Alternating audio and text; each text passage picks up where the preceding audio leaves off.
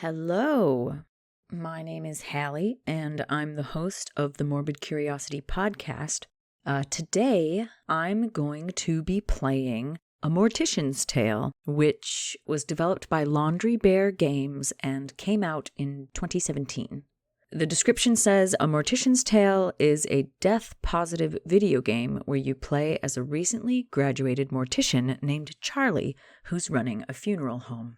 We help her learn how to prepare bodies for many types of funerals, attend those funerals, and learn the ropes of the business and industry. Through Charlie's emails, we also learn about the many types of burials that are available in today's eco-conscious world. We also interact with Charlie's coworkers, clients, friends, and bosses. I read the reviews of this game, and they're mostly positive. Particularly interesting to us at the MCP, people who actually work as morticians IRL have said it's incredibly accurate in its depiction of their day-to-day work, including the interactions with clients and corporations. Let's see. The soundtrack, which is beautiful, is by Helena Heron. And it's also available to purchase. Both of these are available to purchase on Steam. The game is $8 Aussie dollars, so about $5.50 USD. The soundtrack is more. It's worth it. It's beautiful. And it's going to take about an hour to play, which means it'll probably take me longer because I'm going to want to read and look at everything. I'll do my best to read everything out loud. So if you want to just listen to me playing the game, you can do that. Yeah, and it says that it's short, but deeply meaningful. And when you're dealing with funeral practices and grief, it's definitely going to be dealing with these kind of heavier topics, but I'm sure there's also going to be some humor because that happens too. So without further ado, let's get started with A Mortician's Tale. September 14th, 10:15 a.m. So this is Charlie. I like the art. It's very cute. She's got her coffee. She got an email. Just like real life. From Matthew Jeffrey to Charlie. Welcome, Charlie. Nice to meet ya. My name's Matthew, and I'm mainly going to be the man who delivers the bodies to ya and helps with some of the more heavy lifting. Ever hear that joke about a hearse driver? I'll tell ya when I come by in a bit. Looking forward to working together. I think you'll enjoy working here. Amy is a sweetheart, but she runs a tight ship. Nothing you can't handle, I'm sure. She wouldn't have hired you otherwise. Cheers and good luck, Matthew J., Funeral Director for Rose and Daughters Funeral Home. Oh, that was the next. Okay. Hello and welcome to our new Funeral Director from Amy Rose. To everyone at Rose and Daughters staff.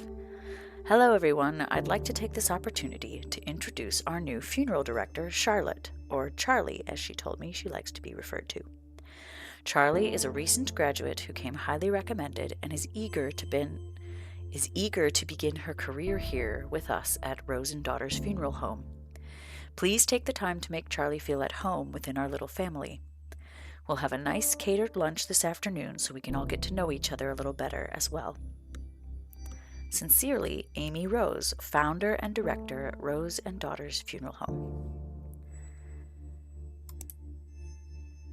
And this email is called Instructions. Hello, Charlie. Well, you're new here, so it's probably best I explain where everything is. In your office/preparation room, you'll find your cremation station, cremulator station, embalming station, and obviously, since you're reading this email, your desk and computer area. I know you have questions working with these stations, but please let me know. Oh, sorry, I mixed these two letters up. I know you have experience working with these stations, but please let me know if you have any questions. Best, Amy Rose. Well, that's nice. From Jen Love to Charlie. Good luck, you beautiful, smart babe, you. I guess my subject lines to you should start being more professional now that we are business professionals. I can't wait to get your reply so I can see your fancy new email signature. I love that you were able to land this gig straight after graduating. It sounds super cool. I didn't even know mom and pop funeral homes were a thing until now. Guess it's just not something I really think about too much. I should look more into this, learn more about your world and industry because, as I said, you are now a very serious professional. Speaking of being a professional, my museum gig is amazing. I can't believe somebody paid me to move to London, and not London, Ontario, serial killer capital of Canada, to work in a museum. Like, take that, everyone who said I couldn't get a job with an art history degree. I'll tell you more about it when we Skype. My stories require you to see my face and that you hear my excellent British accent impersonation. Also, I signed you up for a Funerals Monthly newsletter. Consider it your graduation gift. I love you, am super proud of you gift. Love you, love you, love you, from Jen L., museum curator at the London Pathology Museum. Ooh, that is like a dream job. Dream job. All right. So I have an auto response that I can do here. Let's see what it says. This says tasks for today. Hello, Charlie. I hope you settled in okay so far. Matthew should have dropped off your first body for you to work on. He said you were really friendly and he's glad to have someone young and lively to work with. You'll get used to his sense of humor. Your first body is Mrs. Garcia, an elderly woman who died suddenly of a heart attack. The family has asked for a closed casket funeral, so no embalming or body preparation is necessary. The family seems a little bit more united than previous families we've dealt with. Strange how grief affects people differently. Perhaps having more time to say goodbye makes things a bit easier, if that's possible. That being said, although you will not be embalming Mrs. Garcia, I do think it's important to take the time to clean her body. No one is going to see her body, but I like to encourage my funeral directors to do this out of respect for the deceased and their loved ones. You'll find Mrs. Garcia in the prep room. Talk soon, Amy Rose. And then we have Funerals Monthly, the last email of the day. Excuse me, I have a little cold. Thanks for subscribing.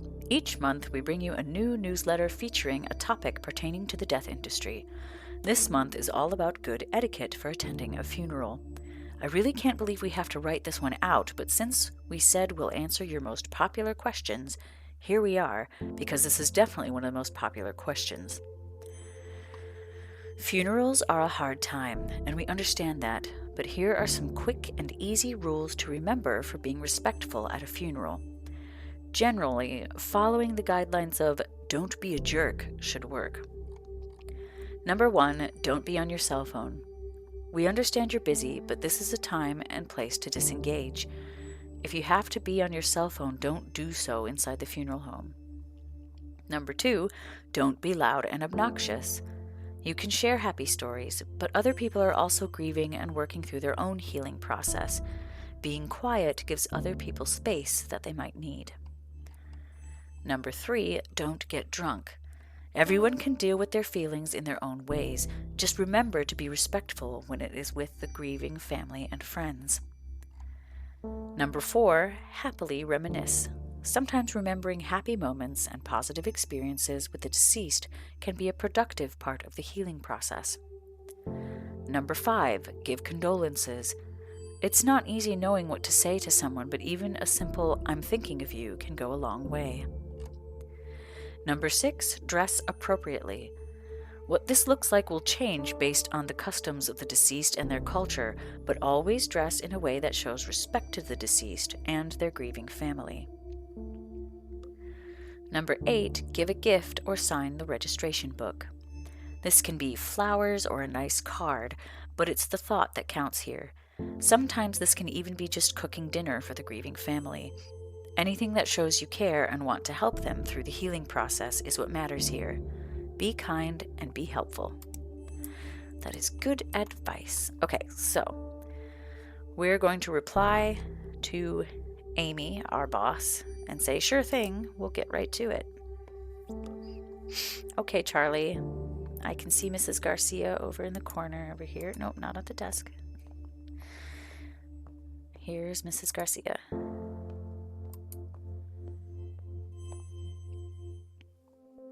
This is the prep room where you will prepare bodies for burials and viewings. Because the family has requested a closed casket ceremony with no embalming, you are just going to clean the body. Click on the sponge and drag it over the body to clean it.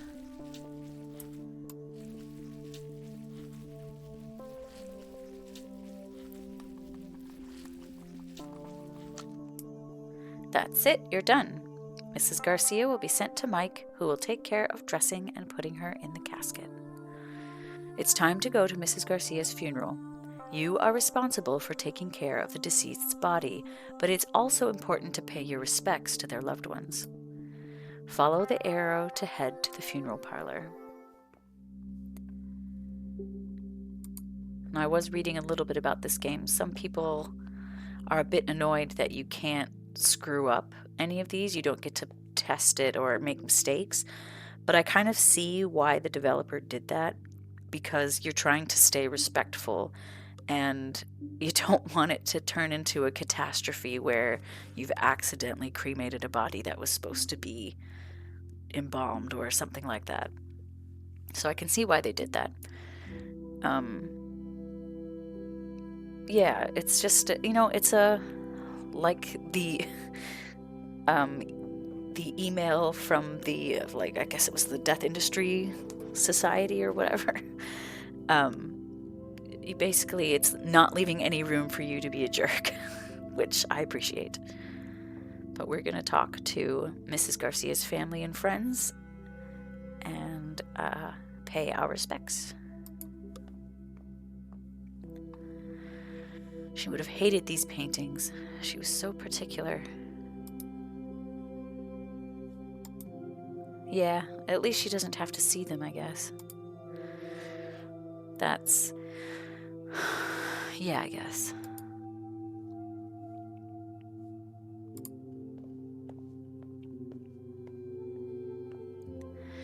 We usually don't small talk a lot at these things. At least that's what I was always taught. I hate wearing pantyhose. My legs are so itchy, but it's always so cold in these funeral homes. I think I might actually miss those sweaters she used to knit for me now. Mommy, I'm hungry. When can we go? Yeah, I heard the family specifically said no embalming. I thought it was mandatory, like required by law, but I guess not. Embalming weirds me out. Do those chemicals leach into the ground? Seems strange to be using a chemical that is known to cause cancer and putting it in the ground like that. Or into the sewer. That's what they must do with the leftover formaldehyde, right? Just pour it down the drain? At least embalming guarantees you won't be buried alive. Stop it, don't make me laugh right now.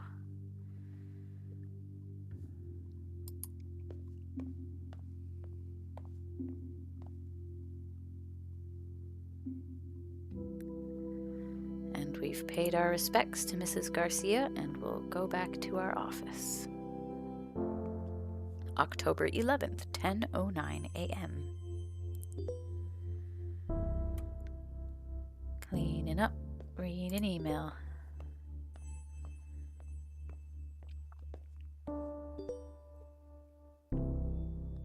From our friend Jennifer, I'm so stressed. Blah, blah, blah. Okay, so this is the response. We'll read the original email first. From Jennifer to Charlie, I'm so frustrated right now. Can I rant for just a second? I'm so tired of hearing strangers, colleagues, anybody, cough, male colleagues, cough, get on my case for wearing corsets. I wear them under my blazer and over a nice blouse, so it's not like I'm dressing inappropriately, even though the dress codes are such sexist BS anyways. And I hate how their misogyny gets veiled in faux concern. Jen, I'm just worried you're damaging your body. You know what corsets do to livers, right? Corsets don't do anything to livers. They're definitely not hurting me as much as your condescension is hurting my head. Ugh, sorry, I'm out of sorts right now. I'll send you another email in a little bit when I've cooled off. That's true. If you wear a corset correctly, it's not going to hurt you, but you have to season it in order to be able to do that. And seasoning a corset is wearing it for a little bit of time every day, like increasing the time as the days go by. And you do this for usually between a week and 2 weeks, just so that, and you don't lace it up tight, you just kind of lace it until it's comfortable. You're basically shaping it to your body so that it's not going to hurt you. But a lot of times people just throw on a corset and lace it up as tight as possible, and that will hurt you. So as long as you know what you're doing, a corset is comfortable and won't hurt you. Okay, so let's see what she says when she's cooled off. Okay, so let me explain this in a bit more detail. A colleague and I were discussing the tight lacer's liver specimen we have at the museum. It's from a woman who died in 1907, and the liver is tapered inwards from what the doctor leading the autopsy believed was too tight lacing on her corset. It's fascinating because it's kind of a controversial topic. Tight lacing was super popular, and while people associated it with fainting or hysteria, it's actually been associated with visceroptosis. Visceroptosis. There we go. Which is when the organs fall to the lower part of the abdomen, right? Which is super unsettling, but can also be caused by being pregnant. So, TLDR, corsets probably messed up some bones, but likely didn't do this kind of internal organ damage. And I'm tired of the I'm tired of the condescension about my wardrobe that also implies that I don't know what I'm doing. These are the kind of things I specifically research, and yet am treated like I know nothing about it. I'm having a day, Charlie. From Jen. Okay, and we're going to go through... Before we get to the next job, we'll read these emails. From Amy. Okay, from Mia Garcia to Amy Rose. Hi, Amy. Please pass along our deepest thanks to you and your staff for the wonderful job they did with our mother's funeral. It was really lovely. Our family so rarely gets together. It was nice seeing everyone come out for such a beautiful service. My son never gets to see his family. Also, it was incredibly kind of you to let us bring our own food in. Getting to share home-cooked meals, sharing stories, being together, it meant a lot. So what I'm saying is, it was nice for everyone to be there like that, together in that way. And I know how much of that was due to the work of your staff, especially your funeral director. Thank you for making this difficult time easier for all of us. Best, Mia. And from Amy, just passing this message along, thanks for the hard work, Charlie. So, we did a good job. Yay. Okay. Funerals monthly. We know everyone wants to be respectful at funerals. Don't talk too loudly, be kind, smile, and refrain from making inappropriate jokes, at least around the grieving family. Hey, sometimes people do need a little bit of a pick-me-up during such hard times. Who are we to judge? And a big part of that is knowing what to wear. Roman Catholic funerals tend to lean more to the formal, black attire rule, and it works for us. Did you know this goes back to the days of the Roman Empire, where people would wear black as a symbol of mourning? Black isn't universally the symbol for mourning, though, and if you're attending a funeral that is from a culture that is not your own, it's important to understand this. Some colors have different meanings, and despite your best intentions, the wrong choice could mean accidental offense. For example, in Hinduism and in Chinese cultures, white is a typical color for funerals. For Islam, though, it's less about the color you're wearing and more about how modestly you're dressed. Refrain from wearing anything elaborate and be respectful of your behavior. For Sikh funerals, color of the clothing isn't as important as dressing modestly and being able to appropriately sit cross-legged. Actually, being respectful is just the number one rule for any funeral, no matter what. Remember that, and please don't hesitate to ask what is and isn't appropriate to wear. If you're attending to support a friend, family member, or partner, this day is not about you, so be sure to do whatever you can to be as respectful and supportive as possible, even if that means not wearing what you're used to wearing at a funeral, or even if it just means asking how you can appropriately show your respect. And last one, from Matthew Jeffrey to Charlie. A story about death. Hey there, Charlie. I was driving around the other day, taking our clients on their last trip around town, and I was thinking, strange, I know. Did I ever tell you the first time I went... There's missing an about here. Did I ever tell you about the first time I went to a funeral? I was a teenager, about to start university, and a friend of mine was killed in a car accident, totally out of the blue. Really tragic stuff, messed me and my friends up real good. So the big day, we all got into our best suits and dresses and packed ourselves into a few cars. There were a lot of us, so we had at least 3 different cars full of us, like clown cars, While we were in the procession going to the cemetery, somebody in our car got a phone call from a friend in a different car. Turns out some asshat driver who doesn't know to not get in the way of a procession drove through the intersection and smashed straight into our friend's car. Nobody was hurt, thank God, but can you imagine getting that call? Anyways, one of my friends in the same car as me, the one who got the phone call, hung up and started laughing. Just laughing her ass off in that way that makes you not sure if they're really just crying or if they've gone fully off the deep end. And she laughed, and then we all started giggling because, go figure, life is messed up sometimes, There's no moral, no point to that story, I guess. I just remembered that story and wanted to tell you. Because we work with death all the time, and I still sometimes get caught off guard by what that actually means.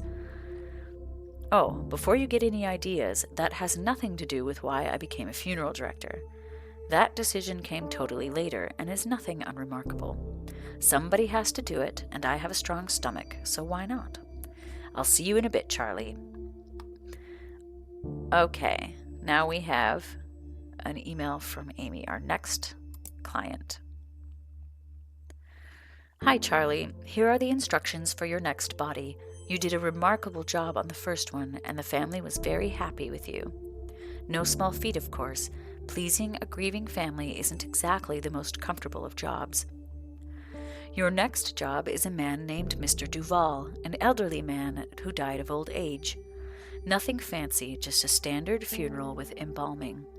You can reach out to his daughter Lizzie Duval if you have any questions.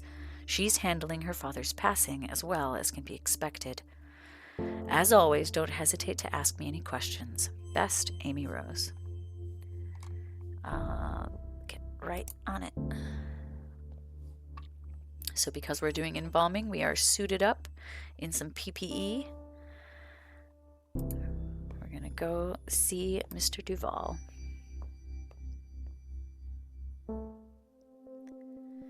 Traditional burials typically require embalming, which preserves the body and prevents it from decomposing as quickly.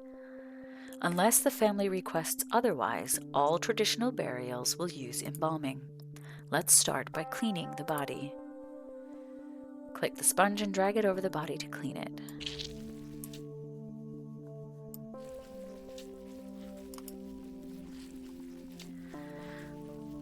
I wonder if he has the eye things in. When I worked in the anatomy lab, a lot of the bodies had these little plastic eye shield things, which had some bumps on the top, so that you place them over the eye and then you'd pull the eyelid over and it would hold it shut, because I guess people find it quite unnerving to be working with a body that is staring at them, which I understand. Click the razor, so we're going to shave him next.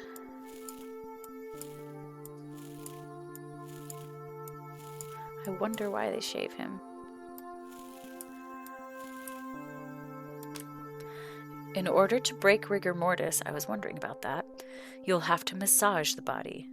Click and drag over the body to massage it. Yeah, rigor mortis is no joke. You get stiff as a board. Okay, the eyeballs deflate once the body starts decomposing. Click and drag an eye cap into each eye socket to give it shape. See, that's what I was just talking about. To keep the eyes shut, you'll need to glue them. Click and drag the glue onto each eye to shut it.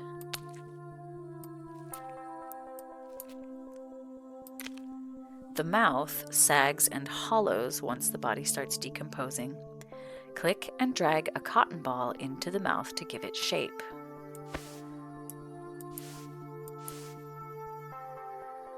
To keep the mouth from opening, you'll need to suture it shut.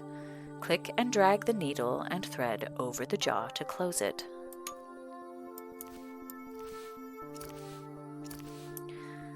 I'll have to use an invisible stitch for that, I'm sure.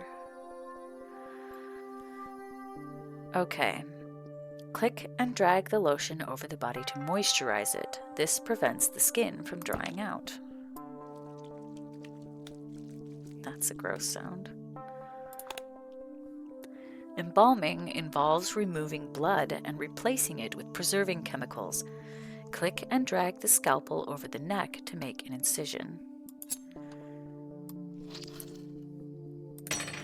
You're going to need a tube for draining the blood.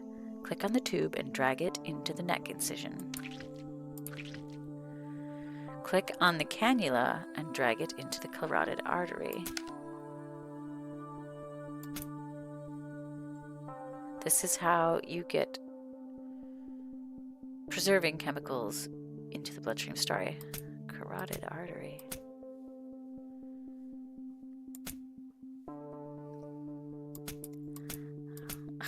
What am I doing wrong here? The carotid artery is in the neck. Click on the cannula and drag it to the carotid artery.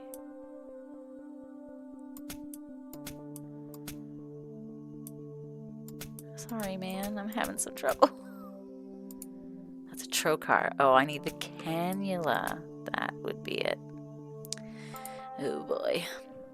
Now you need to connect the embalming machine to the cannula. Grab some additional tubing and drag it to the cannula. Click on the button to turn on the embalming machine. In order to evenly distribute the chemicals, you'll have to massage them through the body. Click and drag over the body to massage it.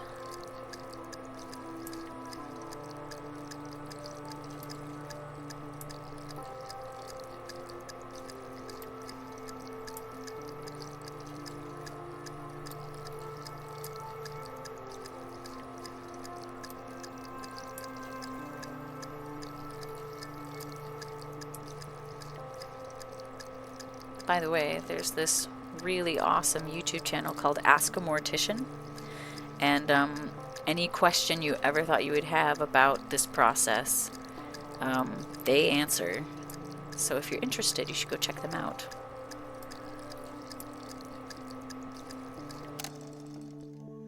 Great, sew up that incision.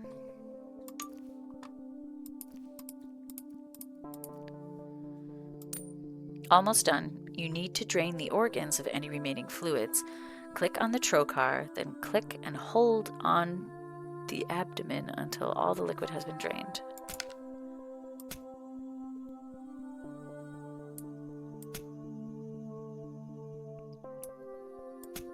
I used to catalog trocars at my museum job. They're for animals though, so they were absolutely huge. Like horses and cows and things. And you're done. Mike will take care of Mr. Duval's makeup as well as dressing and putting him in his casket. Now it's time to attend the funeral.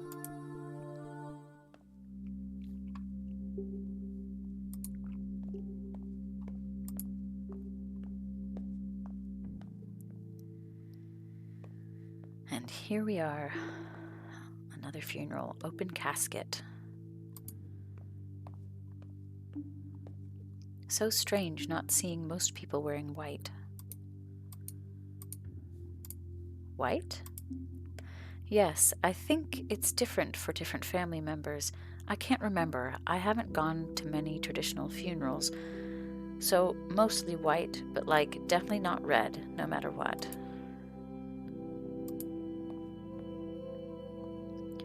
He wanted to take his grandkids to the park, play catch. He loved playing catch. He threw a mean curveball, that's for sure.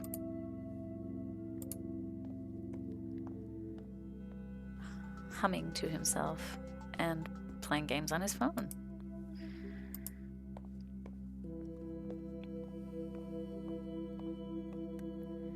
Came out of nowhere. I mean, it always sort of does, doesn't it? Yeah, 1 minute you're laughing, having fun, and then the next, poof, that person's gone. Just gone. Yeah, it's weird to think about for too long, like staring at the sun. I start to feel all fuzzy when I think about it. So weird how our bodies just stop working like that. Yeah.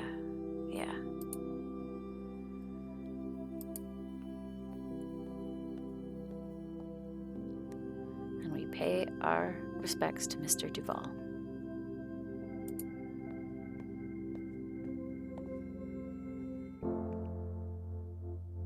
December 2nd, 10:22 a.m. Another email. There's apparently a secret minigame in here. Let's see if we can find it. From Amy. Hello, Charlie. Today's funeral is for a woman who died from breast cancer. Nothing fancy, just a standard cremation. Please don't hesitate to ask me if you have any questions. Okay, so let's see what else we've got here. Oh, here's from Lizzie Duval. Hi, Amy. Thank you for the wonderful evening you and your staff put together for my father's funeral. He wasn't always an easy man to get along with, but I'm glad to have seen him off in such a kind way. Thank you. And Amy sent to all staff, passing on this lovely thank you note.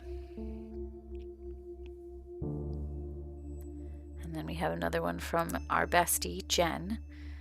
Meet cutes for death-positive cuties.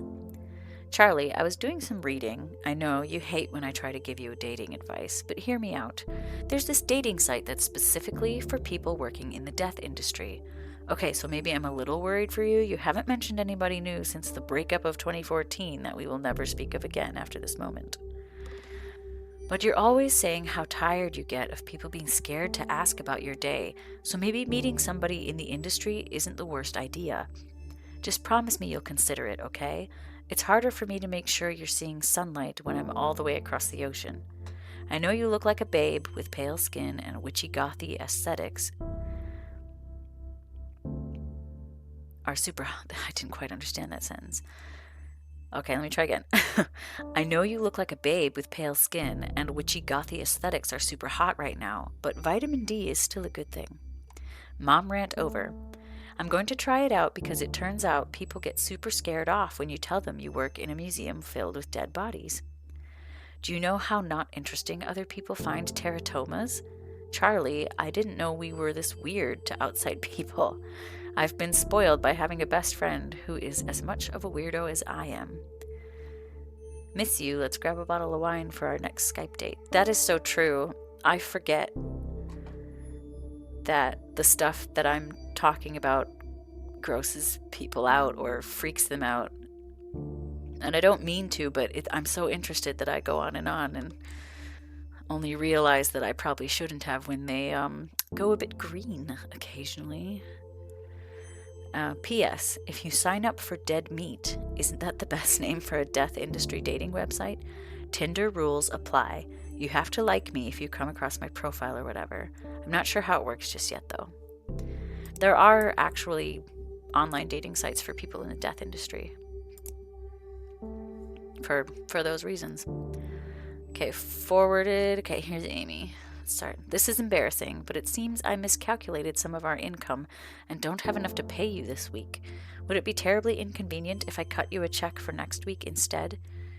If you need the money urgently, please let me know. I feel terrible about this whole thing, and I can cut you a check from my personal account if need be. I'm so sorry. I assure you it won't happen again. And that's to Matthew. Matthew to me. I don't like the look of this. Not one bit. I know you've been with us. I know you've only been with us for a few months, but maybe you're aware of the trouble Amy seems to be having.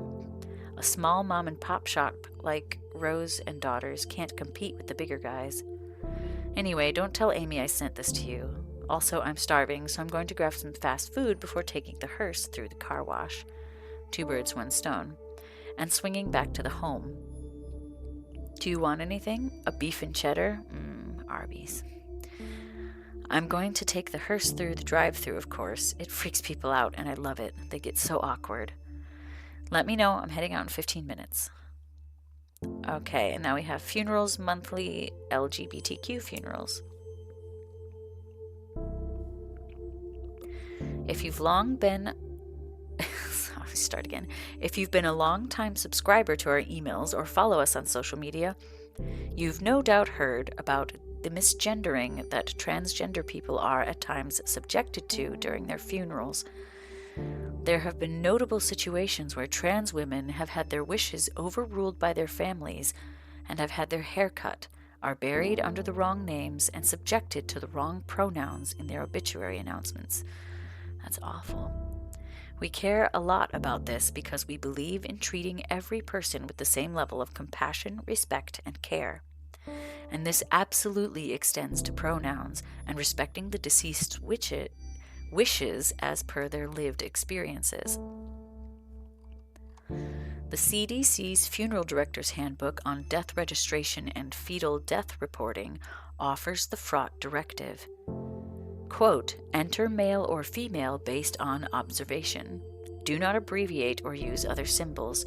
If sex cannot be determined after verification with medical records, inspection of the body or other sources, enter unknown. Do not leave this item blank. Leaving it up to observation obviously enters into a world of issues since bodies can be so different, and because of ingrained bias, people can draw incorrect assumptions based on their own inaccurate observations. California has passed what is known as the Respect After Death Act, which states that the death certificate must reflect the deceased's gender identity as they lived it. So, a step in the right direction. People who are trans deserve the same respect in death that people who are cisgender receive. I'm going to read that better.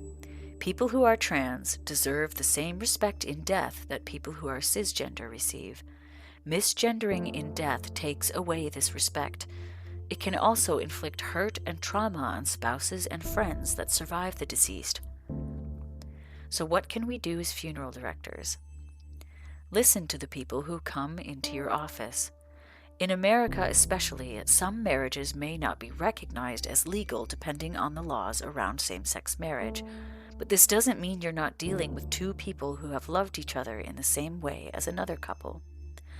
Listen, learn, and always be respectful. While you have to work with the next of kin, your duty is also to ensure the deceased receives the utmost respect in their burial. If a funeral is to honor the deceased, then do that. Honor them. That's great. Okay, so now we're going to work with the woman who died of breast cancer. She doesn't get a name, but that's okay. Oh wait, sorry, hang on one second. Lady, we're gonna look for this mini game. I think it's in this tab. Wow, look at those prices. Sorry, that distracted me. The price is burial with open casket ceremony and reception is $5,985. Burial with closed casket, ceremony and reception, $4,275. Cremation with ceremony and reception, $1,700. Direct burial with no ceremony or reception is $1,905 all inclusive. Direct cremation with no ceremony or reception is $600. Wow. Well, it's not a minigame, but it was interesting. Well, I don't see a minigame in the computer. Is it on the phone? No. Okay, we'll keep our eyes peeled for this minigame. All right, let's help this lady.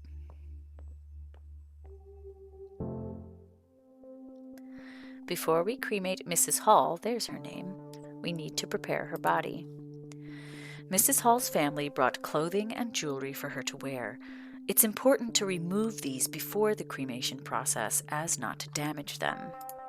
Let's start by removing Mrs. Hall's necklace. Click and drag the necklace and place it on the purple tray. We will place the necklace in the urn with Mrs. Hall's remains later. Makes sense. We need to be able to identify Mrs. Hall's remains after she's been cremated. Click and drag the round identification tag and place it in the coffin. Great, Mrs. Hall is all set to be cremated now.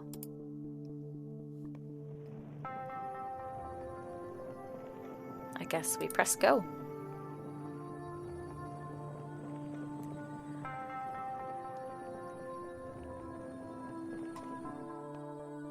And here's Mrs. Hall in an urn.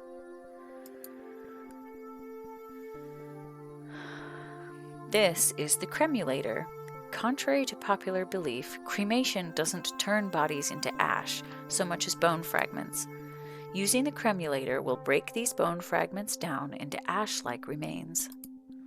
Let's start by placing the urn in the cremulator.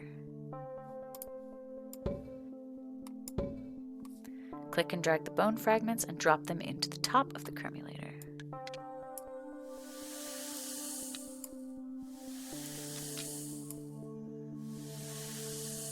Now that all the bones have been processed, please click and drag the urn back to the counter. It didn't say please, but for some reason I did.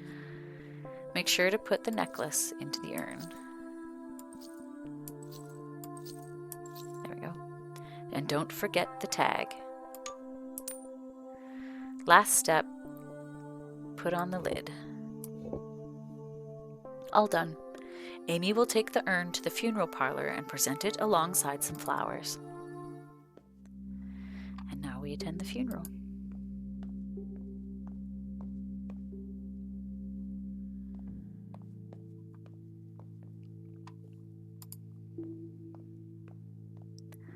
She would have hated this music. She never wanted her funeral to be sad. She would have wanted us smiling. She said so.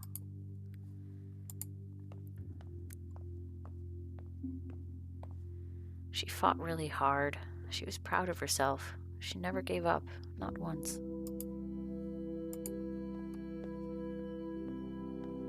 Glad she was cremated and not in like an open casket or something. Seeing her like that, I don't know if I could have. At least we all got to say goodbye. She would have liked that.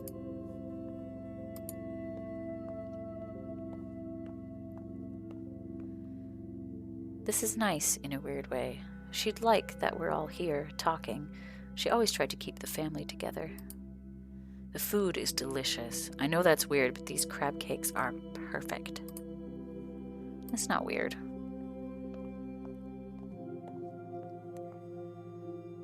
And we pay our respects to Mrs. Hall.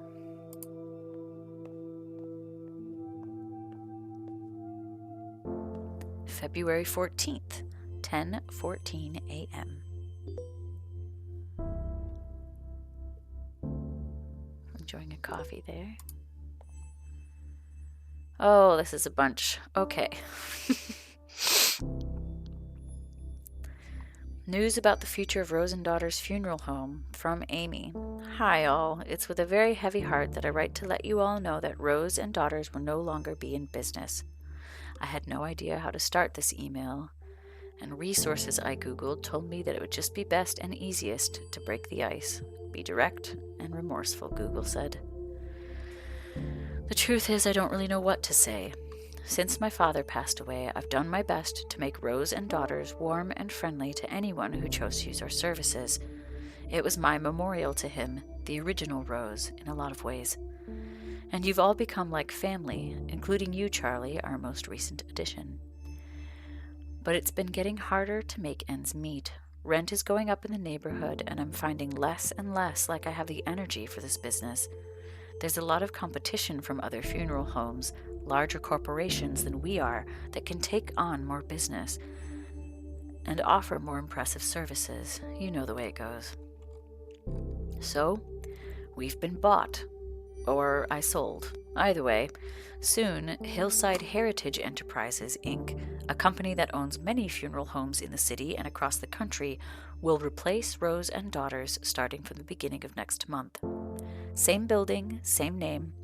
They're keeping the name Rose and Daughters Funeral Home for tax purposes, though honestly I'm trying hard not to just see it as a move on their part to keep up the image that it's a family-run business. I don't know how I feel about that, but I also don't know if there's anything I can do at this point either. I've signed the papers. At least my father's legacy is still intact somewhat. They have a good reputation and have agreed to keep you all on. That was one of my stipulations. I would sell as long as you all weren't without a job. Sorry I didn't tell you in a more personal way. I would have loved to have a company lunch, but I didn't have the heart to tell you in person. This was easier for me. Please understand. Sincerely, Amy Rose. And here's a forward from Margareta Hall. Hi, Amy. I'm so eternally grateful that you were able to accommodate our request for my sister's funeral. It was a beautiful service, and she would have been happy with it. That's such a weird thing to say, isn't it? Thank you again from the bottom of my heart. So Amy forwarded that to me. I thought you'd like to see this thank you note. From Ryan Garcia. Hi, Amy. I know this email might be a bit odd, but you said if I was ever having troubles, I should reach out and you would know somebody I could talk to about all of this. I don't know what to do now. I know my grandmother had lived a full, good life and was very happy and that she's not in any pain now, but I still feel empty, Amy. I've never felt this empty before. What am I supposed to do now? I thought I was stronger than this. Can you refer me to someone to talk to?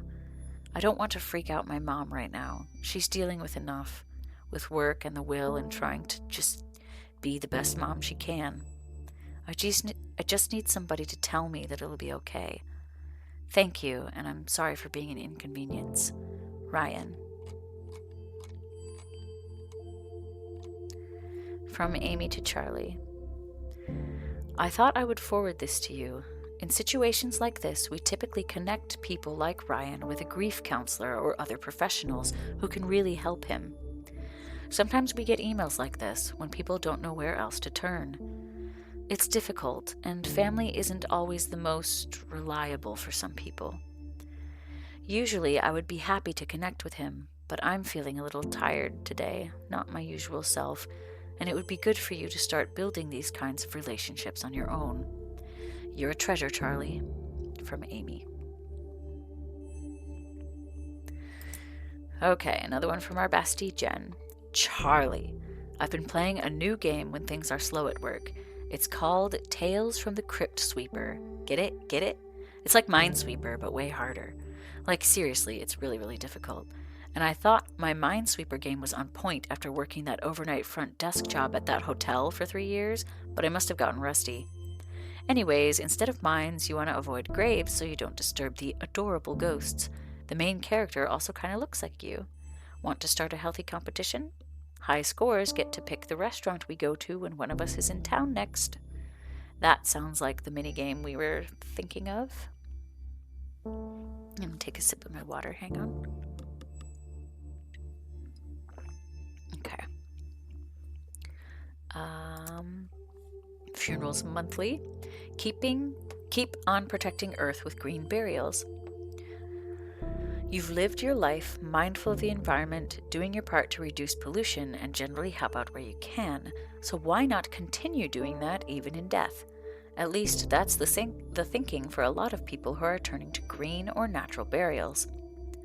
Natural cemeteries are becoming more popular and are focused on a few rules. Mainly, it's that bodies aren't allowed to be embalmed with chemicals that can damage the environment. And bodies must be buried in biodegradable shrouds or caskets. Not only is this better for the environment, it's also cheaper. At Union Cemetery in Ontario, Canada, a natural burial is just over $1,000. So better for the people, the environment, just maybe not so good for big business. Let's not forget, people, this is still a business after all. But really, why go green? Green burials help preserve natural resources, work to reduce carbon emissions, protect the health of those preparing the bodies, and restore/preserve natural habitats. Embalming fluids tend to contain formaldehyde, and funeral directors report a higher incidence of leukemia. Going green and not using toxic chemicals for embalming helps protect funeral directors while at the same time lessening the impact we have on the environment after we're gone. We here at Funerals Monthly think green burials are pretty cool. What do you think? Reply and let us know. There are a lot of different types of green burials now. I don't remember when this game came out, but they have there's like a tree burial where your body is put inside of a capsule with a sapling, and you're buried, and the tree grows over top of you, which I think is really pretty, actually. There's this thing called the mushroom suit, which I'm not sure if that's still a thing. It was almost like a meme going around back in the day, where it's a suit that's been impregnated with fungal spores that you put on the person before you bury them, and it helps quickly decompose them and create mushrooms at the same time. There's also, what was the other one? I can't remember. But there's many different options for a green funeral these days, and I think that's pretty awesome. Okay, so our job for the day. From Mariana Reyes. Hi, Amy. You asked me if there's any special instructions we wanted to pass along. Just please cremate my father. He has a pacemaker too. The doctor told me that would need to be removed. Thanks. Hi, Charlie. Please see the note below about the pacemaker. They can be tricky. Best, Amy Rose. Sounds good. I'll take care of it. But did you see up in the corner? Tales from the Crypt. Okay. I was not good at Minesweeper, but let's try this Crypt Sweeper. Oh god. Okay. So I don't know what any of these mean because I'm terrible at Minesweeper. Okay, doing all right. Nope. No. Okay. I am literally just guessing spots that I think are going to be far away from mines, but I don't know. It's basically, I'm going on Dead Reckoning, which is a gut feeling and not an actual educated guess. Oh, look at the ghosts. I blew up, but look at the cute ghosts. Okay, so let's see. How do I tell? So a 4 is like right near the ghost? I have no clue. Okay, anyway. That was fun. I'm going to deal with Mr. Reyes. Mr. Reyes came directly from the hospital, so we don't have to worry about removing any valuables from him, as the family did not provide any for us to include. However, Mr. Reyes has a pacemaker that we'll need to remove before cremation. Because pacemakers are batteries, they will explode inside the hot heat of the cremation machine, and we definitely don't want that. Let's start by removing Mr. Reyes' pacemaker. Grab the scalpel to make an incision. You can see the pacemaker. Click on the forceps and drag the pacemaker out of the heart. I'm sure it's much more difficult than this.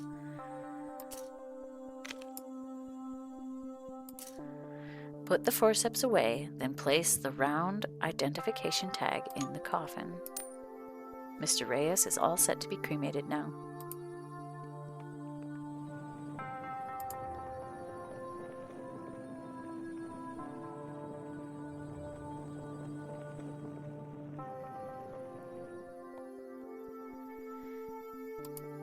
And now we do the, I forget what this machine is called, cremulator.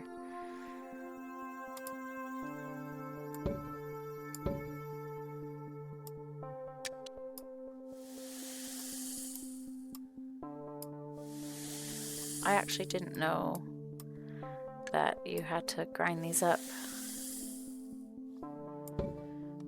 I thought it was hot enough to just incinerate them, so I'm learning too. All done. Amy will take the urn to the funeral parlor and present it. And now, another funeral.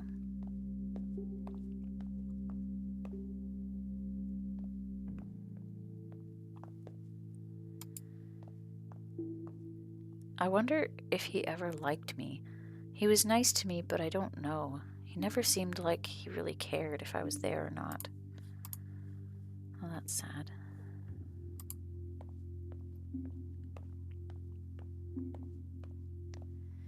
I always told him to quit smoking, but of course he never listened to me, so that figures.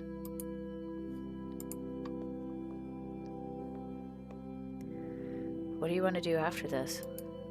It's pretty nice out. Let's change and go find a patio somewhere. Sounds good. I could really use a beer right now. Hey, did I ever tell you about the time we tailgated?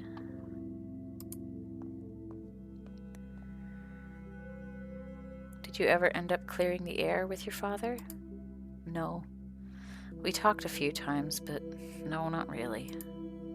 He sounded like a difficult man. He was stubborn. That's just it. Stubborn.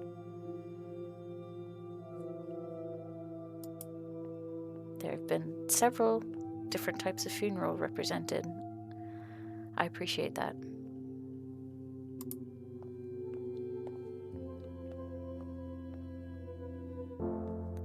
February 28th, 10:35 a.m. Hand washing, very important. Time to read a million emails. This is almost becoming a regular work day. Oh, just 4. Okay. From Mariana Reyes. I just wanted to thank you for the service the other month and apologize if I was abrupt. It was kind of a shock for me, and I didn't feel comfortable with the whole process. He wasn't supposed to die yet. It hasn't been easy. From Amy. I thought I'd pass this along to you, Charlie. Okay. We'll go for Jen. Mushrooms. You hate mushrooms so much, I found the perfect thing for you. I've been thinking about death. I know, shocker. Look what you've done to me.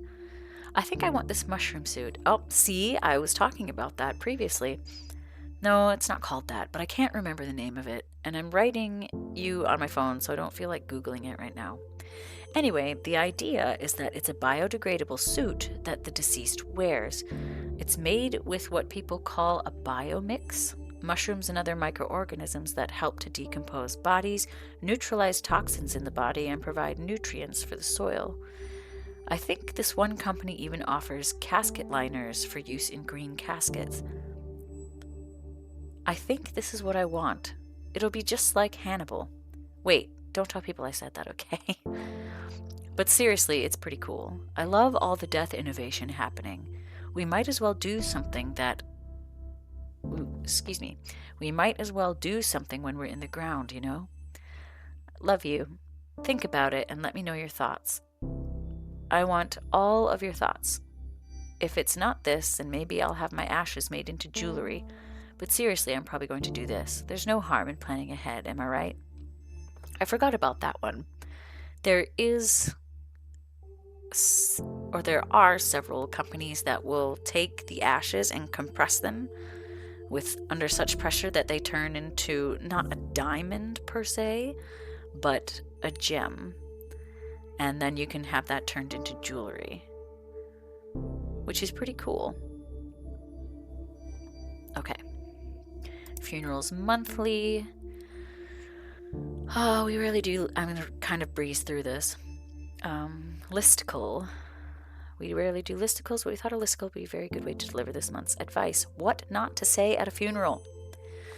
Figuring out the right thing to say to a grieving friend can be extremely difficult, and since that's such a personal issue, it's hard to give specific advice. Here's some solid advice on what not to say. Top 5 things to not say at a funeral. Number 1, at least they're no longer suffering. Even if this is true, nobody wants to hear this. It's probably not your place to dictate it. Who wants to be told that the death of somebody they love is for the best? Like I said, even if it's true, don't be a jerk and just don't say it. Number 2, were they saved? No religious statements, just don't. Why? Because not everyone agrees with your religious views, and not only is it not always comforting, it can also be insulting. Number 3, they're with the angels now. See above's note, then rinse and repeat. Number 4, let me know how I can help. This one is tricky. You want to help, but those in mourning won't always ask for help. If you want to help, suggest specific things. For example, I'm free if you need someone to babysit the kids. Actions are better than passive statements. Cook something for them. Take them to their favorite restaurant or buy tickets to see a movie together. Number 5, I know how you feel. Even if you think you do, everyone grieves differently. Don't focus this on yourself. Empathy doesn't involve having to commiserate. Sometimes people will want to hear your experiences, but don't assume they will. Ask first. For a quicker version of this list that can be applied in any situation, don't say stuff just for the sake of saying stuff. Just say, I'm sorry, if you don't know what else to say. That's sound advice. I'm usually a cooker or offer of babysitting type person. Okay, so we can say yes, we're comfortable, or no, we're not comfortable. Let's see. Charlie, I was hoping you wouldn't have to confront this situation. Yet anyways, they're never easy. Rose and Daughters has been asked to prepare the body of a young man who took his own life. He had a will prepared and asked for cremation, but the family has demanded a traditional burial instead. Unfortunately, he didn't make anyone his power of attorney. Unfortunately, he didn't make anyone his power of attorney, or didn't have any witnesses to sign his living will or his advance directive regarding these wishes, so his family is legally in the right to do whatever they want with his body. It's unfortunate, but we have to do as his family wishes. Matthew has graciously offered to take this on if you are uncomfortable with the subject. Instead, we have a second body you can prepare for a funeral we're hosting later in the afternoon. Charlie, is this suicide something you're comfortable dealing with? Let me know. I'm here if you need me. That is a hard one. I feel like I'd be comfortable but very sad about dealing with a suicide, but I don't think I'd be comfortable doing something that the deceased wouldn't have wanted. Okay, here's the email they sent. Disregard our son's will as it concerns matters of his burial. He was clearly not thinking right and didn't know what he really wanted. Proceed with an open casket funeral. That's just kind of sad.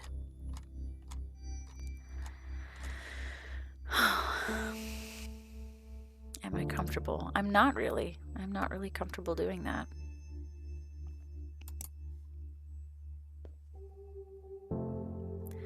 So I have a different body to work with. Like I said, the suicide didn't bother me as much as the disregard for the deceased's wishes.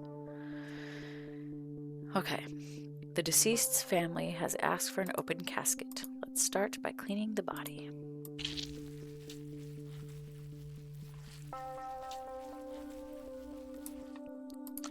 Break rigor mortis through massage. Insert eye caps. Glue eyes shut. Cotton balls in mouth. Sew mouth closed. Moisturize the body.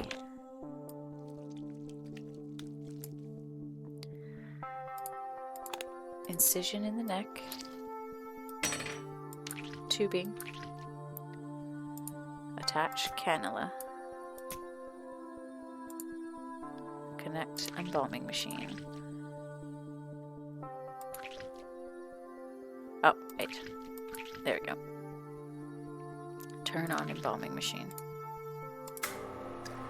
Massage body.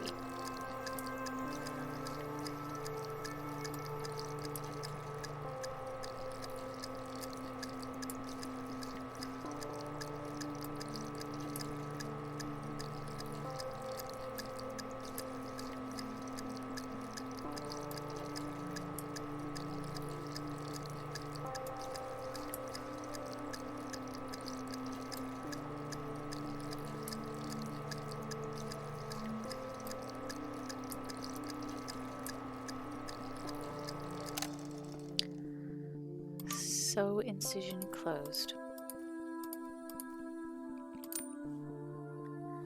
Drain organs.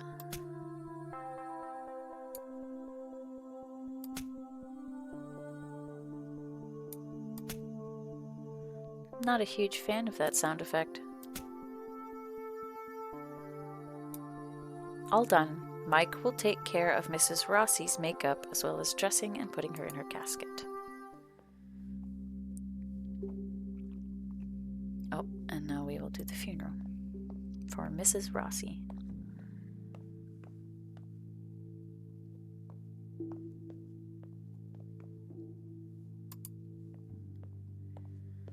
Where's Maria? She couldn't be here. She didn't want to see her mother's body. I mean, I don't blame her. Anyway, I'm pretty impressed with the food. Did you try the amaretti?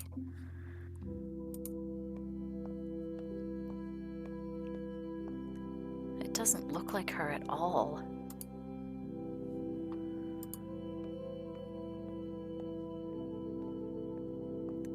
Just quietly sobbing.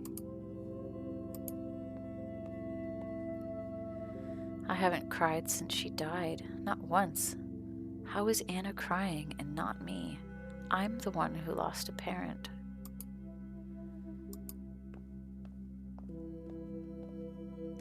She's no longer suffering or in pain. Yeah, she's in a better place now. She was too good for this world. Okay, thanks, Aunt Sandy. That lady just did all the things we read about that are not great to say at a funeral. Great job, Aunt Sandy. Pay our respects. And back to the office. March 3rd at 10:45 a.m. Pretty late start most of these days.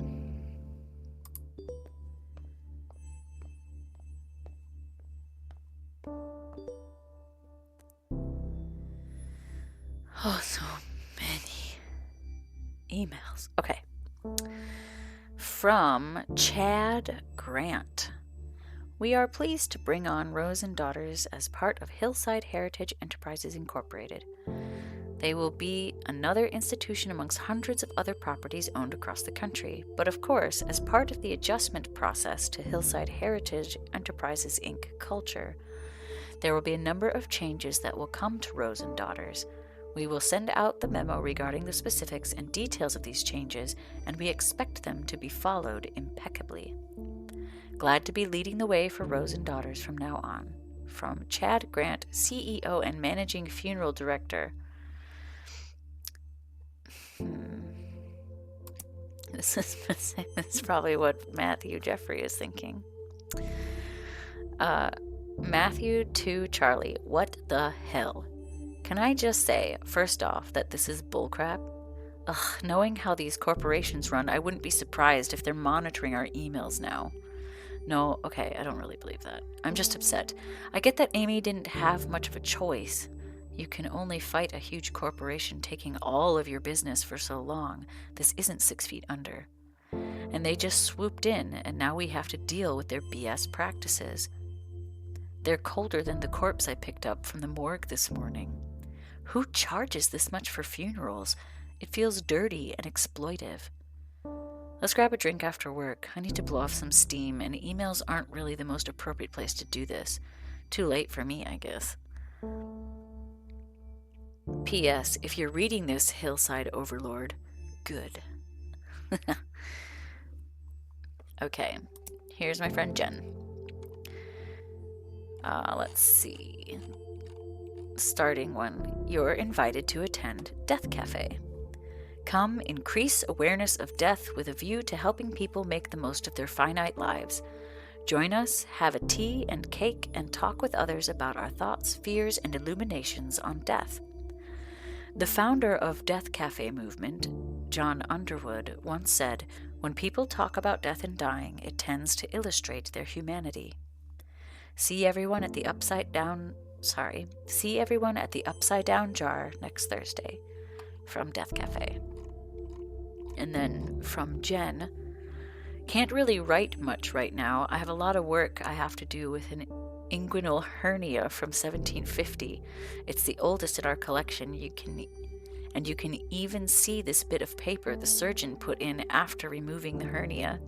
Super cool. I'll send you the link when I've cataloged it. What is my life? What is that sentence I just typed? But anyway, this event that I'm forwarding you is taking place near you. Figured you'd be into it. Might help with that feeling of restlessness you were talking about before. Could be good to talk about some of the things you're feeling. Lots of death-positive people there. Sounds like it'd be a safe space. Thanks, Jen. That's very thoughtful. Okay. Funeral Directors Monthly. Different funeral traditions. Oh, this is a lot. Okay. I'm gonna read it. You can pause and read it if you want to. I'll give a summary at the end.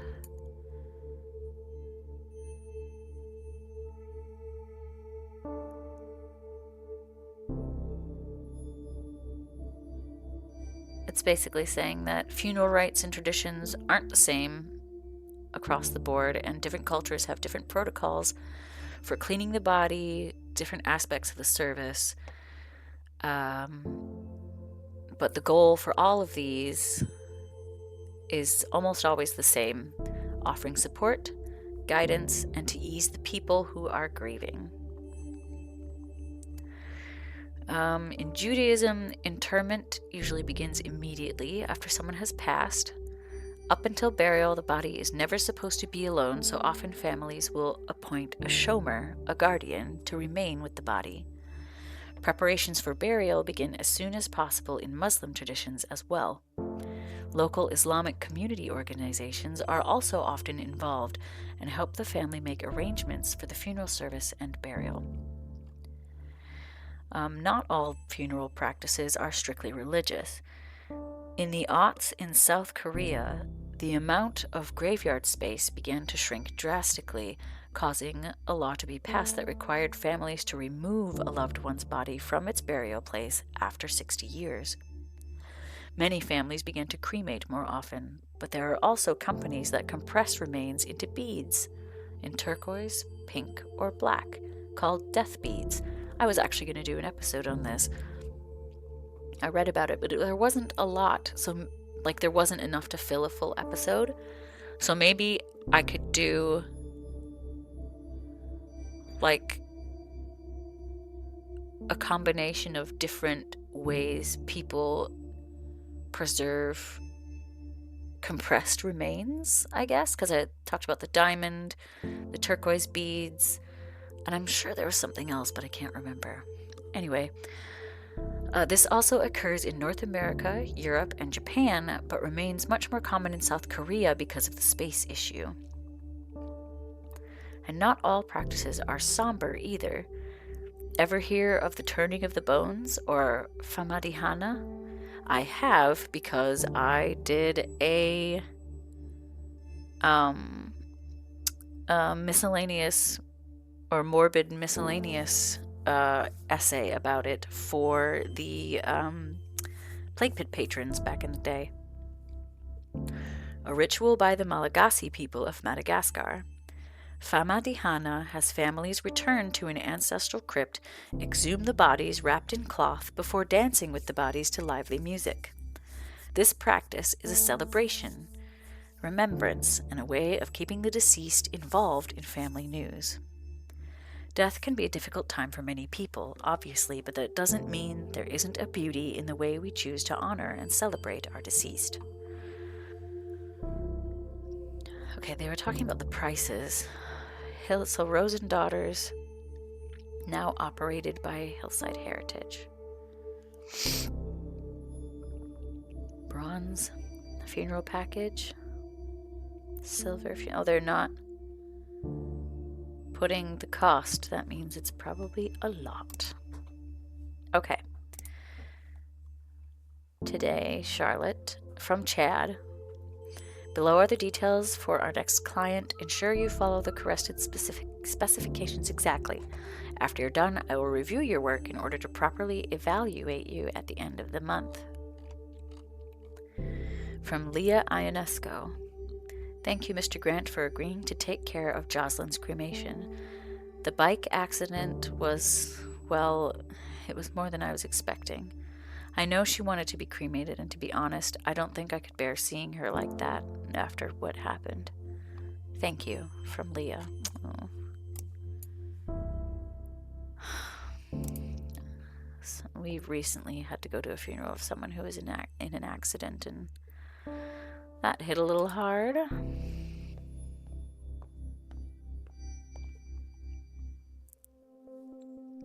Prepare Miss Ionesco's body for cremation. Remove the watch and place it on the tray. Oops, I guess I have to put it here. Oh, tray, sorry. Place the identification tag. Great, all set to be cremated. Her funeral's gonna be hard. Sudden always makes it worse. A sudden death always makes it so much more difficult.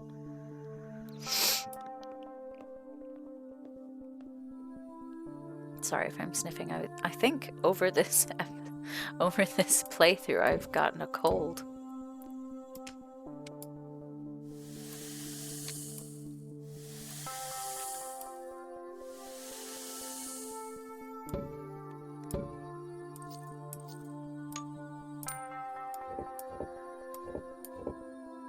All done. Matthew will take Miss Ionesco's urn to the funeral parlor. And now for the funeral.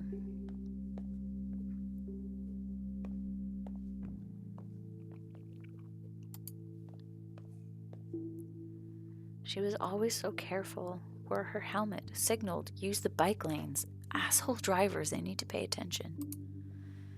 Have you heard what's happening to the driver? No, I haven't wanted to ask Leah. This has been hard enough on them, without asking about the legal ramifications of all this. Yeah, after all this, let's see what we can do to help them. Shouldn't deal with the death of their partner all by themselves. Oh, sad.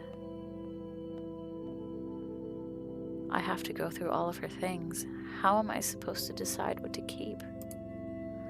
If you need help, I can help. No, Thanks, but no. I don't know. It's so intimate. It feels like I should do it myself. She would kill me if others saw the things we have.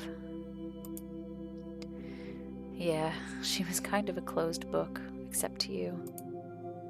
Yeah, she was special. So glad it was a cremation. I would have lost it seeing her body.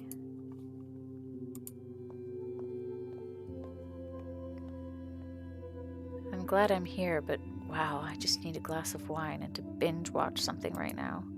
I feel you. I feel you hardcore. Should we do a vigil at the spot? Careless drivers, I swear to God.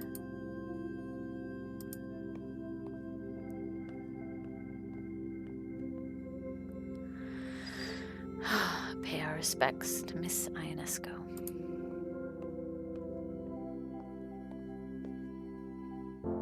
March 24th, 10:30 a.m.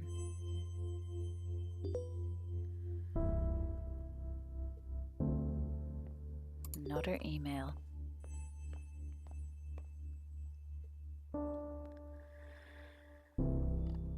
From Chad to the staff.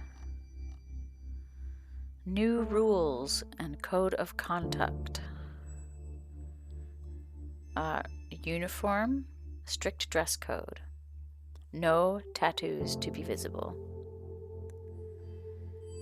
When speaking with customers and clients, try to upsell. Encourage the deceased loved ones to purchase the higher quality package. We find that encouraging them to think of comfort and style. Additionally, food is no longer allowed to be brought. Instead, encourage the deceased loved ones to purchase our premium sandwich and appetizer food package.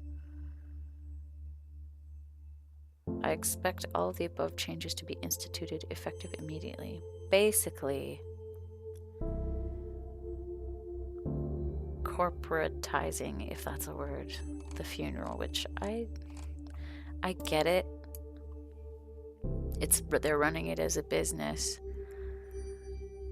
I get having a catering company that you work with. I get the other side too of the people who are paying for the funeral or arranging it, and this is actually easier if you go to a funeral home and they have everything already there and you don't have to think about it. I get that as well. But it also feels far less personal, in my opinion. And Matthew's response to that is, Charlie, I need a drink. Beer after work? P.S. I also really want mozzarella sticks. I can be both hungry and angry. And no, I will not say hangry. Ever. Yeah, being upset makes me eat too. Okay. From Chad to me. I've reviewed your request on behalf of a potential family inquiring if we, at Hillside Heritage Enterprises, Inc., can and will perform green burials. I should have informed you of this at the beginning, but we do not perform green burials as they are not cost effective. All employees and subsidiaries must comply. We do not wish to lose potential customers, so do your hardest to convince them to choose a traditional burial package instead. Again, running it like a business. I trust you will ensure we do not lose any customers, Charlotte. Oh, he doesn't call me Charlie, he calls me Charlotte. I don't like you, Chad. I don't like you. From Jen. I just saw a video of a gorilla walking on its hind legs. Like a human being, Charlie. A human being. We as a species have seen the beginning of our end. Damn dirty apes. Funerals monthly. The appeal of a home funeral is apparent for many, especially if the deceased was somebody very close to you. The idea of keeping them at home until they're ready to be buried can be comforting. It wasn't that long ago that we were taking care of our own deceased, but nowadays people are quick to pass off their loved ones to a funeral home. Most families aren't given the option and assume this is mandatory. Funeral homes will almost always prepare the deceased using embalming or other methods to make them appear more alive. But isn't this process counterintuitive to the grieving process?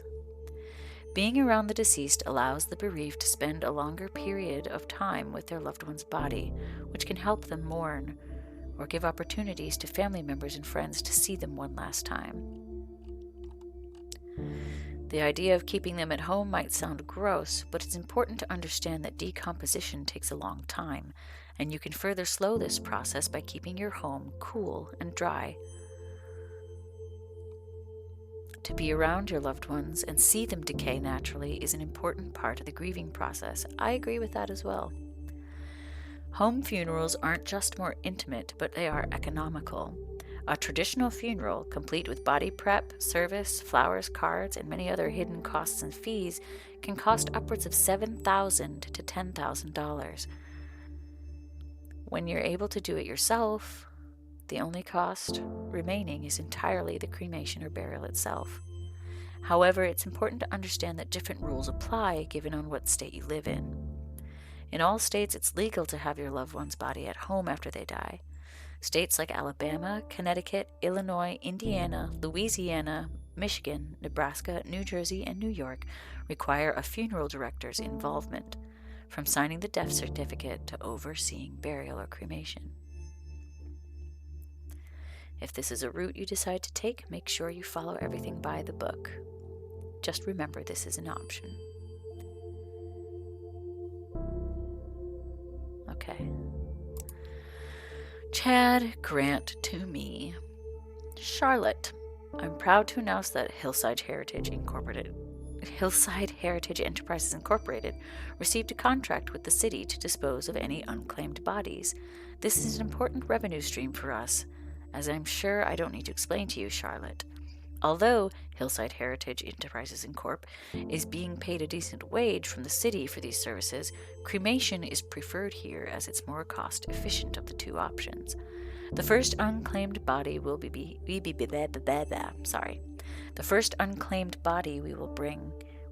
handling belongs to a middle-aged man, possibly homeless, whose body has yet to be claimed.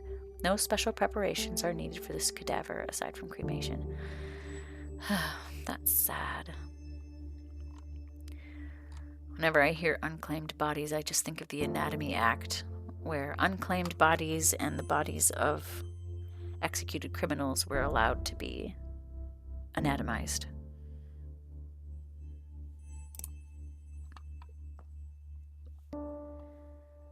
Okay, this poor man. No one came to claim you.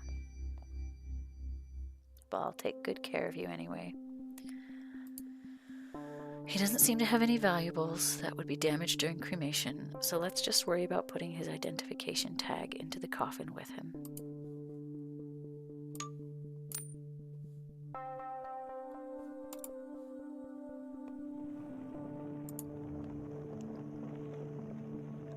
Au revoir.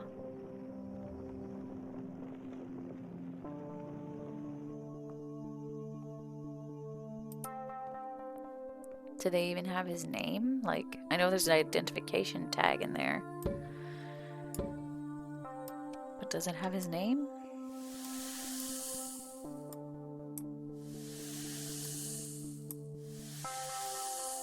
Did anybody even notice he was gone? Just, that hurts. They're having it in the funeral parlor. So are there going to be people there? No. That's sad. I'll pay respects, sir.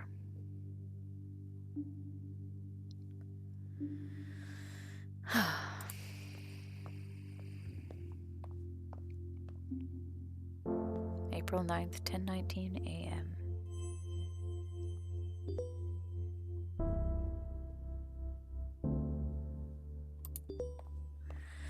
Probably another email from Chad.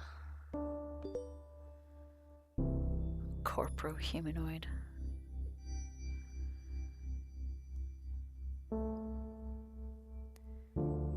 Okay. Hello all, we are thrilled to announce that Hillside Heritage Enterprises Incorporated, subsidiary Rosen Daughters, just signed a contract with Morning Valley Hospital, allowing us access to all of the cadavers that come through their pediatric and maternity wards. Oof. Oh, just let me digest that for a second.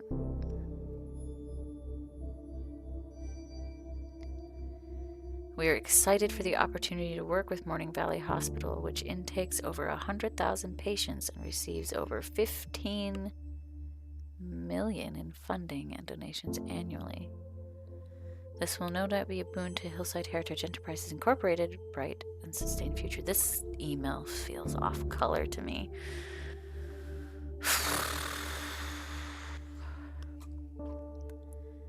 Pediatric and maternity. That's rough. Matthew agrees. Charlie, it's official. I've put in my 2 weeks' notice. You know how unhappy I am working for Mega Corporation 101. My skills, especially my driving ones, are useful in other professions. I'm not worried about myself. But you I'm worried about. You're too good for this corporate scum. You actually care about the people you work with and for. Don't let them defeat you, okay? P.S. I'll bring beers over next week. We can talk a bit more freely.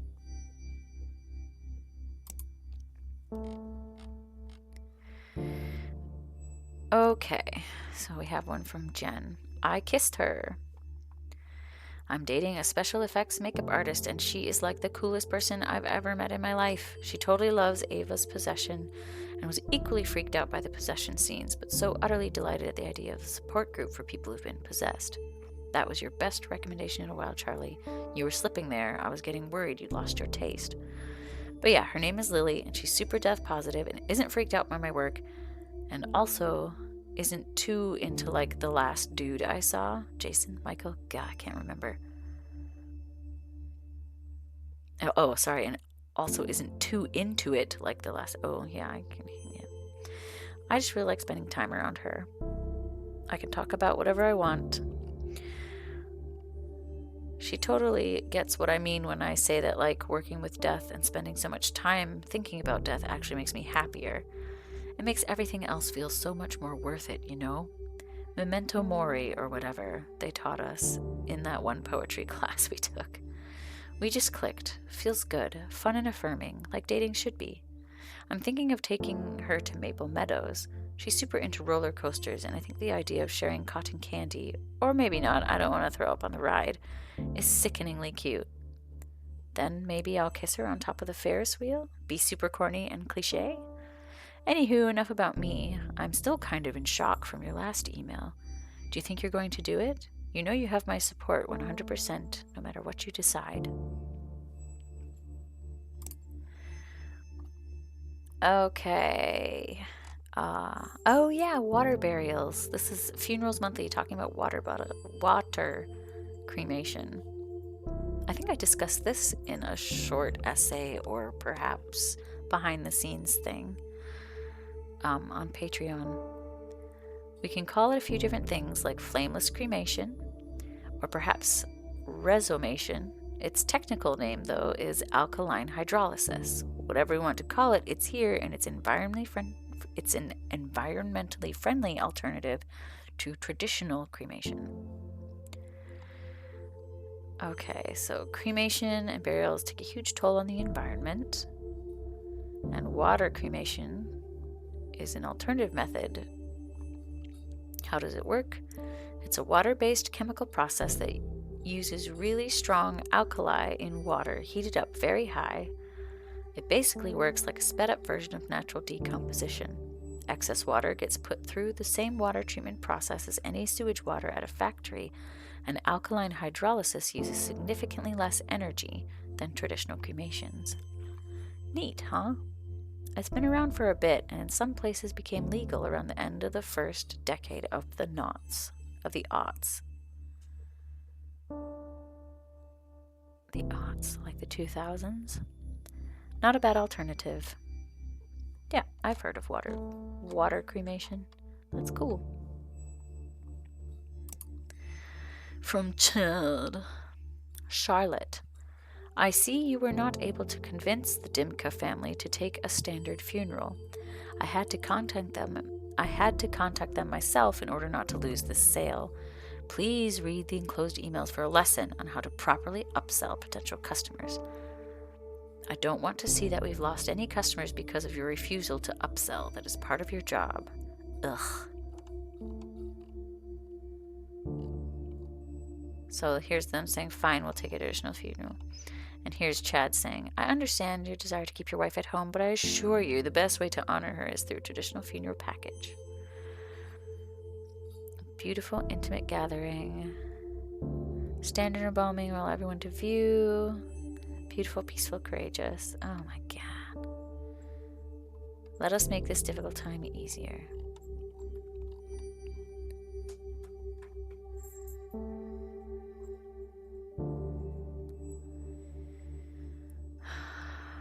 Kofi Dimka said he wanted to keep her at home until she was buried. She had a heart attack. It was sudden. We just want to make sure she has a proper send-off. If you want to keep her at home, Mr. Dimka, you should not have emailed this guy. I'm sorry. I will not upsell. That's just rude. That's just like rubbing salt in the wound, you know? Open casket.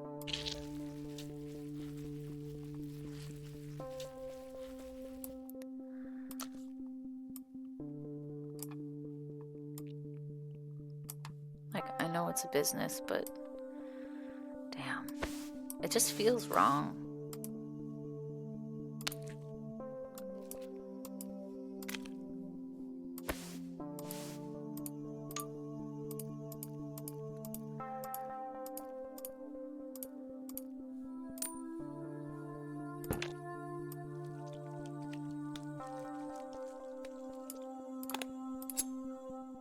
I'm not even reading the instructions. Done this enough times. I know what to do now.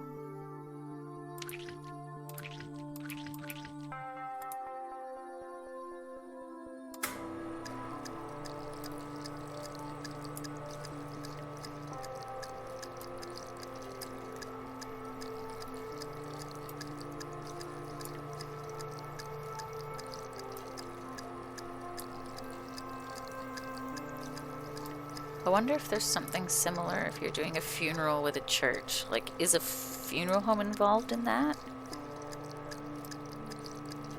Or what if you're doing a funeral? I mean, even if you're doing a home funeral, in some states you have to have a funeral director involved. So maybe this is a case like that, where they had to tell him and now he's trying to upsell them.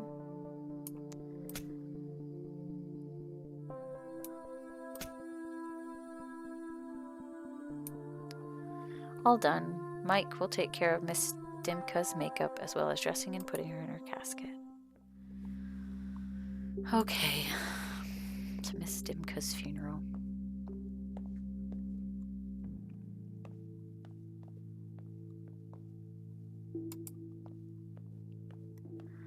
This feels so impersonal. She would have hated this. Yeah, but I don't know. They must have had their reasons. Oh, hey, what did you think of the trailer I sent you? Oh yeah, I've heard that show is so good. I saw that video of the one kid actor doing karaoke.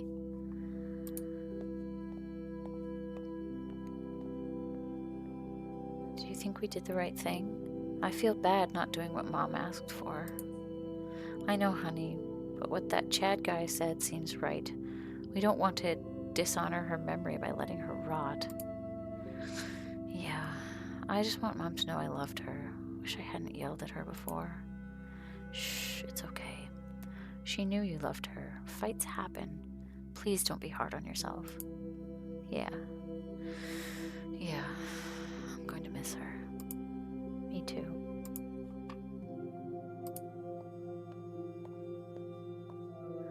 It's so cold in here. I think they have the air conditioning on too high.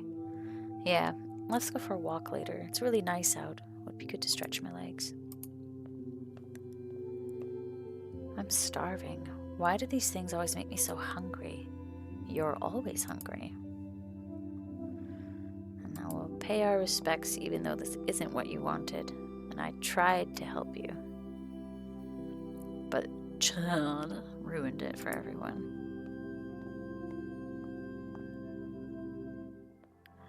August 30th, 9 a.m. Oh, this is a new office. I like the posters on the walls. From Amy Rose to Charlie. Charlie, dear, I'm so proud of you. I knew there was something special in you when I hired you for Rose and Daughters. If there's anything I can do to help, please do not hesitate to ask. I'm always happy to help. P.S. I sorely miss you and Matthew's terrible sense of humor. Looks like I quit the other job. From Matthew. You'll never believe what new job I'm working now. Open this email to find out. Hey, Charlie. When I first became a hearse driver, I was told that my most important job wasn't steering, it was sympathizing. I respectfully disagree. And thankfully, I concentrated on my driving skills since now I'm working as a, wait for it, bus driver. A school bus driver, Charlie. Can you believe it? Pretty sure if I said the most important part of my job now wasn't steering, I'd be fired immediately. I didn't know how else to tell you. For some reason, I was worried you'd think less of me. But I don't know why. You've never been that judgmental kind. And besides, corpses are way easier to deal with than children. Screaming children, I might add. I actually love it. These kids can be pretty cute. But don't tell Amy that I told you that. She was always harping on me for not having any kids and being all cynical about them. Grats on your new business, Charlie. I'm proud of you. I'll swing by your new place one day and show you my new wheels. Maybe we can grab a bite to eat. Oh, so I started my own? Let's see. Charlie, I'm so happy for you. I know it's been a rough year for you. Seriously, I think our wine intake saw a bazillion% increase, but you stuck through it like a champ. You deserve this. Finally being your own boss is a great move for you. Yes, I started my own practice. Try not to be too cheesy. Can't wait to be home next week for our visit. P.S. Have you heard about those green burial pods? That's what I was just talking about. When I find the link in my 1 million open tabs, I'll shoot it over to you. Okay. From Eileen Hansen to me. Dear Charlie, today's the day already, isn't it? I can't believe how quickly this has come up. Thank you for your understanding and for your work. You've made today easier already. See you at 1 p.m. Best, Eileen Hansen. And I say, I'll see you soon. But I want to see, is this my website? Oh, let's look. Magnolia Forest, Funeral Home and Natural Burial Park. Oh, Natural Burial Park, that's nice. Prices, home funeral, $1,000. Green burial and service, $2,250. Direct cremation, $600. Oh, read this. Infants are buried at no charge. We can provide a 3x3 plot and help opening and closing the grave. I respect that a lot. We specialize in at-home funerals and green burials in our natural burial park. Our goal is to empower families and encourage them to have a closer relationship with death and the dying process.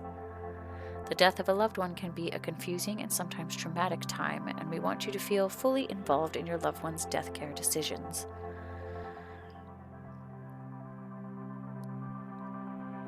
This is great.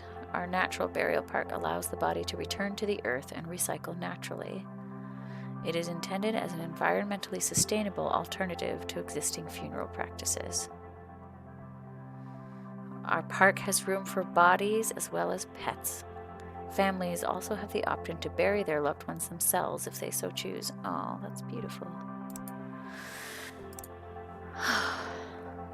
And that's my office. I love the posters. We got mushrooms, butterflies, and I'm not sure what these are.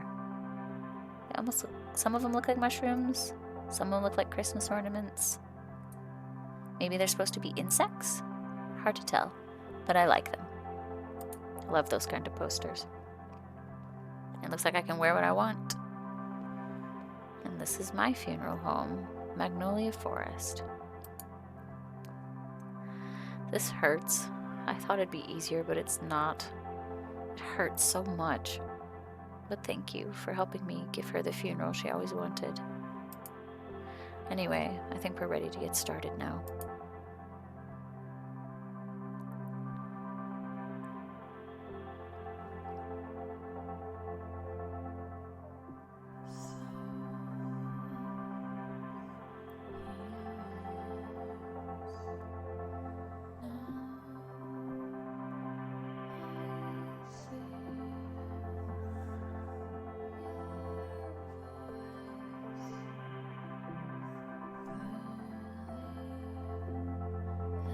I was about to say, the Order of the Good Death. Caitlin Doherty, yeah. These are people who are run very death-positive social media and YouTube channels, and I think one of them, I can't remember, sorry. Oh, they think they're pets. That's adorable. Unity.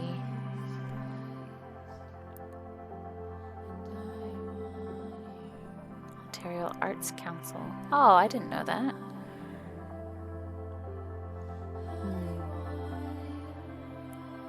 That also makes sense to have it in memory.